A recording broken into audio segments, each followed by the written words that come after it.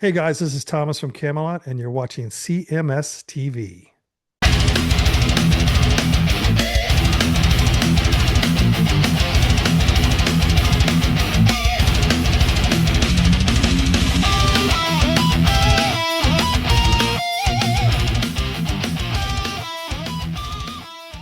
It is Chris Aiken Presents, and I, of course, am Chris Aiken. And today on the show, if you're into symphonic metal or, prog metal, you know who these guys are.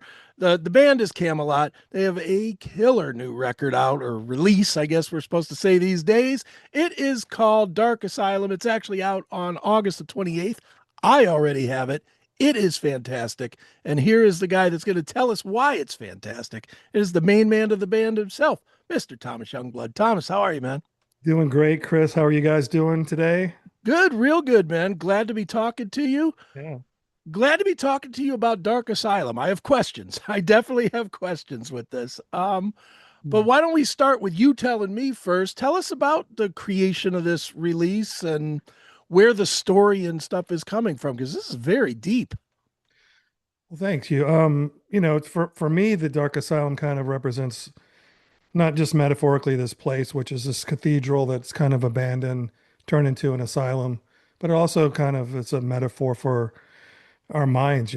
Each individual that's reading this or listening to the songs, it's sort of a metaphor for getting captured or lost inside your own mind. And I think nowadays, with everything going on with a lot of mental health issues, it was just a good kind of thing to touch on for me personally in the band. And, we have 12 different stories on this record that are kind of all encapsulated within this asylum.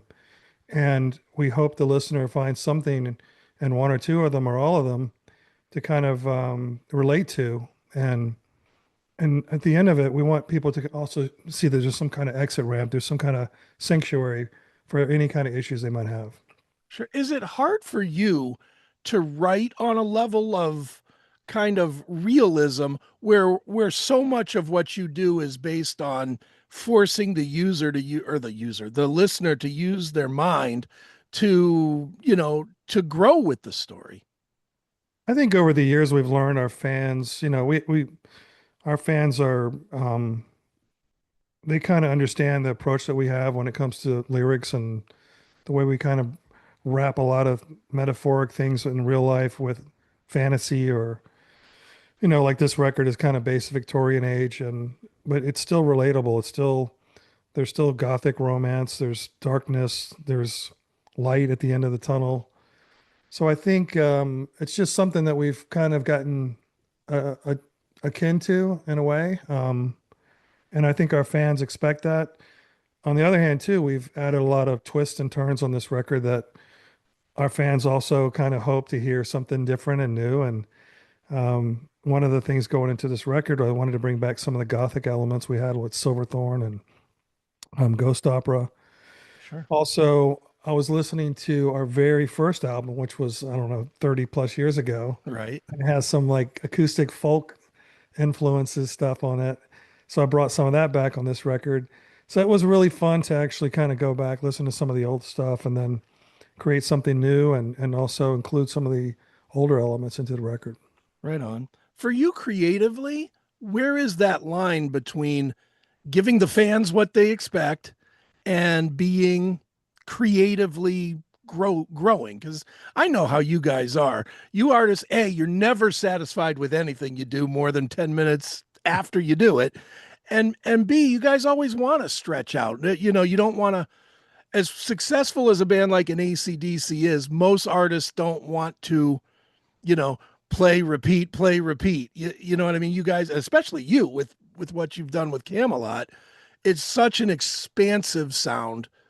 Where is that line for you between satisfying what people want and feeling creatively fulfilled? That's a great question. I think that, doing this 30 years, this is our 14th album. We hope that the fans trust us at this point, Right. to not only give them something that they expect, the Camelot DNA, so to speak, but create new music, new art.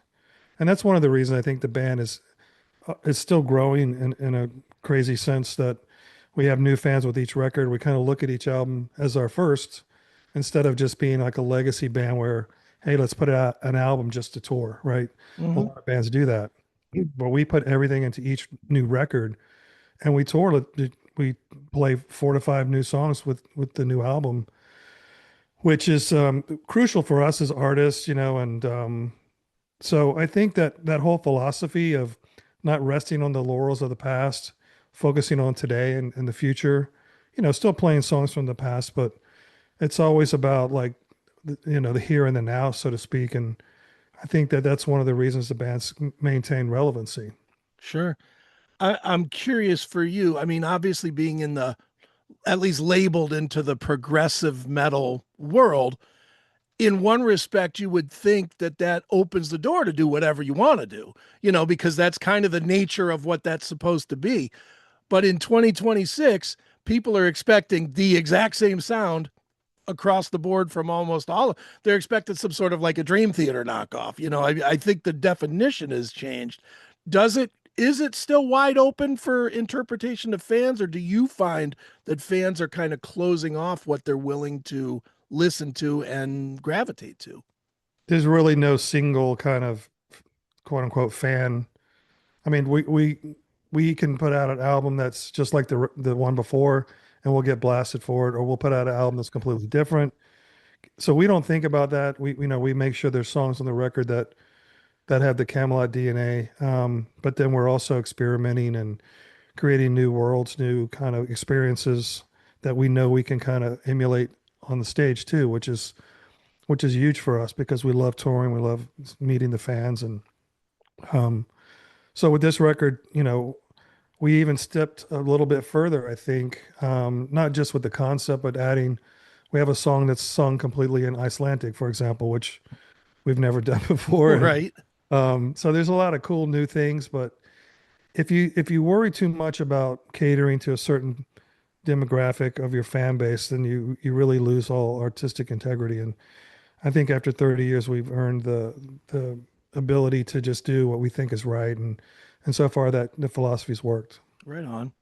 Now, this is a long-term question, but 10, I guess, is 10 years ago when I chatted with you, which that's amazing all by itself. But 10 years ago when I chatted with you was right when Tommy was coming into the band.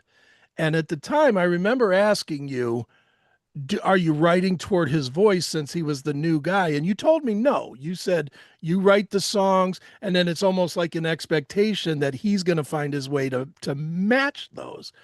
Well, now he's been in the band 10 years. You know exactly what his skill set is. So I'm going to ask you the same question 10 years later. With that experience, do you write toward his voice, or do you still just write and Tommy's piece is to fit it? Mm. Yeah, it's been actually almost 14 years Oh, now. So geez. believe it or not. So he's been the longest run, longest vocalist for Camelot.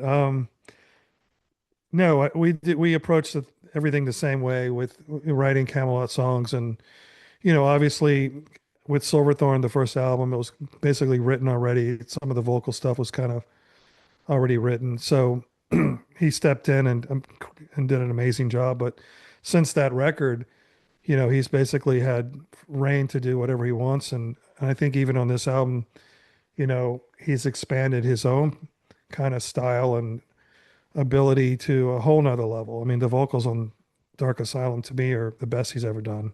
Sure. Um, and I'm just really fortunate to have a really super cool dude that's also an amazing singer, amazing frontman in the band. And but no, I mean he actually writes Camelot song. He wrote Godlike Alchemy, he wrote Ivy My Dear. So he's a full on songwriter for Camelot and totally assimilated into the band. Right on. Now, Thomas, with Dark Asylum, as well as Tommy, you've got quite a few guests on here. The one that jumped out at me was on Sanctuary when you had Clementine Delancey, who I absolutely love. She's just the best. But tell me about not only her, but the various guests that you have, and how do you approach them? Do you approach them saying, "Hey, I have a song that fits you," or do you just approach them and say, "I'd like you to be on the record," and send them the record, and then they say, "Well, I hear this, and I'd like to do this one," or how does that interplay work? Yeah, it's pretty organic to be honest with you. It's been like that from day one. Like even on well, like on the Fourth Legacy, we brought in actually the girl that's singing on Beneath the Moon was on the Fourth Legacy record 20 something years ago. But um, we'll have a song and I'll think, okay, this would be cool to have maybe a growl vocal. And I've been talking to Ignacia Fernandez, who's on the record. She fronts a band called Deceases out of Chile. We've known her for 10 years, and for the last couple of years, we've been talking about finding a way to get her as part of the whole Camelot family, and so that was a perfect kind of segue into having her on the record. And then with Clementine, we had planned to do the tour, the North America tour with Visions of Atlantis and also Exit Eden in Europe. And I had to find a perfect spot for her, and Sanctuary fit her voice perfectly, and she just did an amazing job. And she's gonna be on the in the video with that as well. So, and yeah, she's super cool. She's toured with us in the past, and so a lot of that's kind of organic. A little bit's planned, like with Clementine was definitely planned. Um, but it's always fun to kind of be able to include some of your friends and just have a little bit of a, icing on the cake, so to speak. Sure. Hey metalheads, tired of waiting for new episodes? Crave the real raw classic metal show? For just $4.99 a month, you can become a CMS VIP.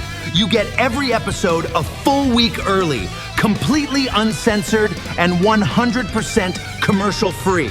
It's the only place to interact directly with the show, plus you score the Fast Pass, so your song requests get bumped straight to the head of the line on every live version.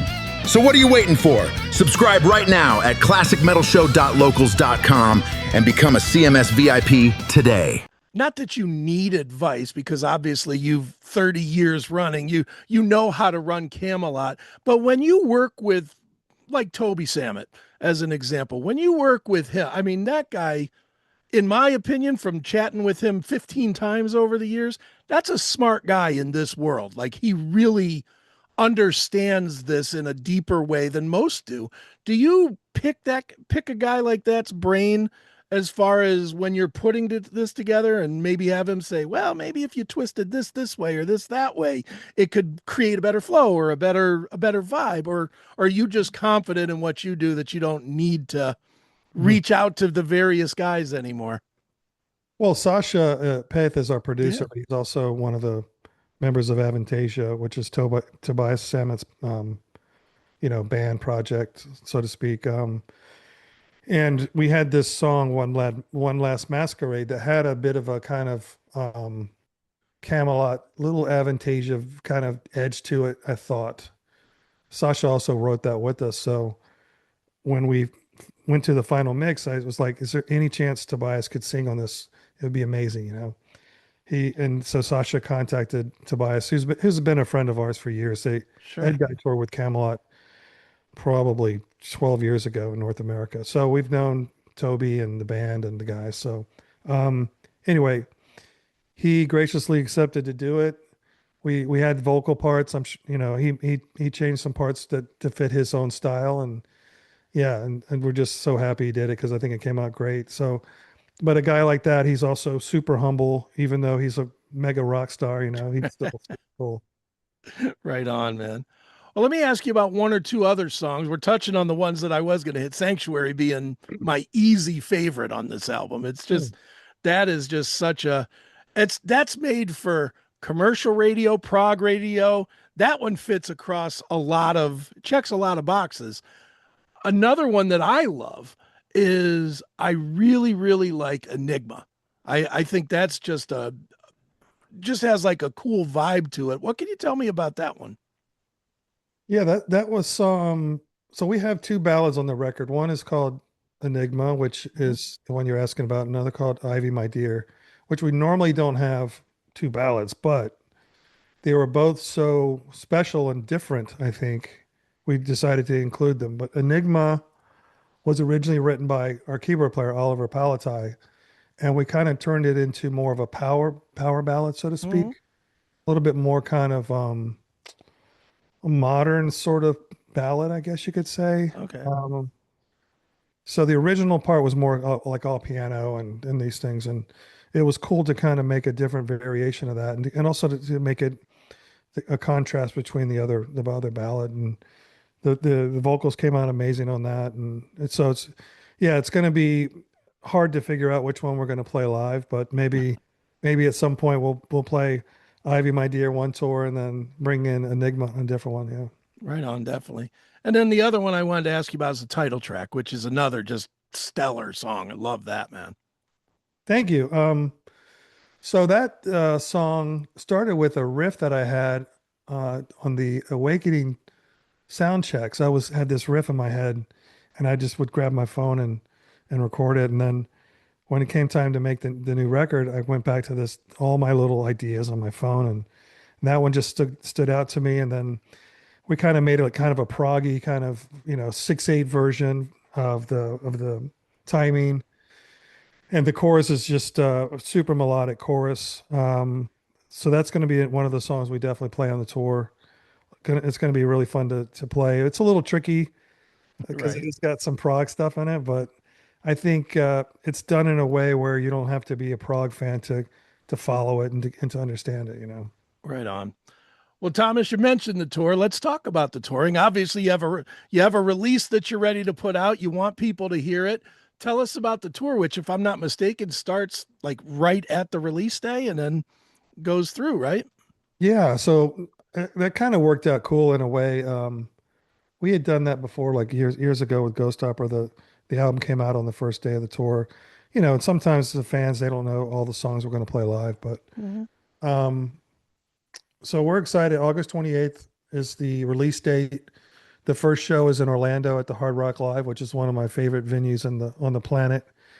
It's right there in City Walk, so we're excited. It's more of like a hometown show to start the tour off. Right on. And then we go for like 4 weeks, all throughout the U.S. And we have four Canadian dates, I think. And then we'll be going to Europe about a month later, doing a lot of the countries in Europe. Then we'll come back probably in May of 27 for a second leg of the North American tour. Okay, excellent. And do you foresee beyond that, like next summer, the whole festival thing? Do you see that as a piece of what you're going to be doing? Yeah, it depends. Like with North America, the festival scene's a little different than Europe, but we definitely do a lot of European festivals in the summer. I forgot to mention on the North American tour, we have Visions of Atlantis with Yeah. Clementine, and she'll be probably joining us on stage every night. And then we have a band called Frozen Crown from Italy, which are super cool. Uh, Right. People got to check them out. And so it's a great package. I'm really excited. We've toured with both of them before, and they're all great bands. They do a great job putting on a great show. So make sure you get tickets for that. Right on. Is it still, and I know the answer, I know the immediate answer is of course it is, but I'm going to ask it anyway. Is it still exciting to get out there and tour? And what I mean specifically is I know you guys enjoy when you're on the stage. But 30 years of those other 23 hours when you're not on the stage, I know that's tough, and it's tough to train your mind to do it. Is it still exciting for you to go do it, or does it feel almost jobby on some level because of 30 years of get in the bus, wait, then get on, you know what I mean? Yeah, I mean, it's the thing is, Chris, like we don't tour as much as a lot of different bands, and there's a reason Sure. for that. There's a balance that I've learned over the last 20 years of work and touring life and home life. And a lot of bands they just tour, they get burnt out or they lose their relationships at home, all these kind of things. And that's it's a conscious effort that I've made is to tour where it makes sense, to play shows that are meaningful and um and do it in a way where you have a balance, right? So Hmm. that way when you do see the band on stage, we're energized, we want to be there. The conditions I look at all the venues, I look at the days off, I look at everything when it comes to the tour, the type of bus we have, the hotels, because at the end of the day, you want to enjoy the whole process. It's not just about making money and saying I Sure. played in this city or this city. It's all about the full experience. So, from that aspect, we've been really good at kind of being able to balance all those things. Now, of course, there is whatever it is, there's always, things you got to consider and being away from home or being in an off town or something where it's like Hmm. nothing to do, those kind of things. But we are the last people to complain about situations and touring and stuff. I mean, the costs have gotten crazy, Sure. but it's cost everything costs more for everybody, not just us. Um, so long answer to your question No, is, that's fine. yeah, we still love doing it. Yeah. Right on. Is it is it different now in the fact that people don't advance buy tickets anymore? Everybody's gotten so burned, I guess, on the burned out on the market that they just, what are they calling that? Blue dot fever, where, Mm. nobody buys the tickets until 2 days before now. Is that, I have to imagine for a band like you guys that's not selling 100,000 tickets in a city, you're not Metallica, Yeah. I mean, I have to imagine that makes it incredibly hard to tour. Yeah. Well, I mean, I think it comes off of your track record. The previous tours really where the promoters kind of gauge what room they're gonna put you in, these kind of things. And Mhm. I mean, I have to say for this tour, the pre-sales have been fantastic. That's So, great.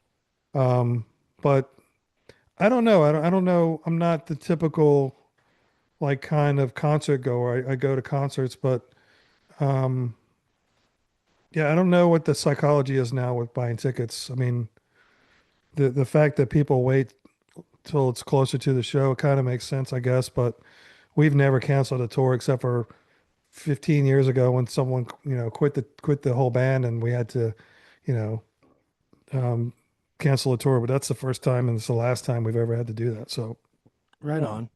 think people Well, can trust when Camelot's coming. no doubt, man. Well, Thomas, on this show, we tell everybody in every interview, I tell them, if you're going to stream something, go ahead, stream it once, twice, maybe even 3 times.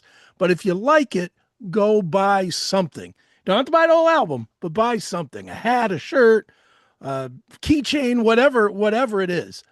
Where do we tell people to go to buy something from Camelot? Camelot.com. We have merch stores in Europe, the US, or you can go to Napalm Records. They have a whole Camelot webpage just, with all the new pre-sales and merchandise, box sets, everything. Those things are really crucial. And I will say, Chris, we have a great fan base that still supports the band with buying physical product. Where you'll never hear me say no one buys, music anymore because yeah, maybe there's people are streaming music more than ever, right? Which makes sense, but we still have fans that support us, and that's so crucial for us to be able to do this. And so I want to thank all the guys out there that do that for us. But and thank you for kind of reminding people that this is an important factor for any artist. And yeah, and when you're at the shows, we always try to bring cool stuff for the fans. We make the pricing fair and make sense for everybody. And because I'm a consumer as well, and I think Sure. about all these things. Well, and the thing that gets lost, I think, with people, and tell me if you think I'm wrong, but I think people they think they're helping the band when they're on Spotify because I listened to that album 23 times, and they don't realize that made maybe half of a cent. That Not, doesn't not it even. doesn't I was going to say that doesn't help you as much as somebody just buying a $5 keychain or something helps you a whole lot more as a band. I just and it's unfortunate that it's that way, but the industry has kind of let you guys down as far as convincing people that hey, it's still important to own this stuff. Yeah, it's interesting how everything's changed over the years. I mean, the way I look at it is like when MP3s first came out, that was the start of all of this. And then Mm-hmm. when we've always adjusted, we've always kind of like rolled with the tide and figured out ways to kind of work within the kind of structure that we've been given. And then, nowadays bands do VIP meet and greets, and some bands get a lot of shit for that. Me personally, I think it's a cool way to meet some of the people. They don't have to buy a ticket for it. They can just come to the show like normal, but it definitely helps the tour, you know. It helps support the tour, and we do it in a way where it's like, you know, maybe 20 people, we cap it so that the time that we spend with the people is Right. quality, you know. Right. It's not just a handshake and get out of here. Yeah, you know, and it's like, but it's all, you know, it's just part of the way everything's changing, but um there's not much you can do. We, you know, I think the whole vinyl resurgence has been great, Sure. which I love. You know, we have like this blood vinyl, which is like super cool. It's sold out almost immediately, and it's basically vinyl with like red liquid in the inside, Right. the two things, and so little cool things like that are just are unique, and fans come to the shows, we sign them, you know, whatever. So it's just it's still fun for me, and we always find different ways to kind of make things work, and that's how life is, you know. Right on, man. Well, it's definitely working right now. The new release is Dark Asylum. It, as well as the tour, comes to you on August the 28th. You definitely want to get it. Pre-order it, people. Don't be lame. Buy it. And what, again, of course, the band is Kamelot. And Thomas, thanks so much for joining me here on Chris Aker Presents. Thank you, Chris. So good to see you. Yep. See you guys.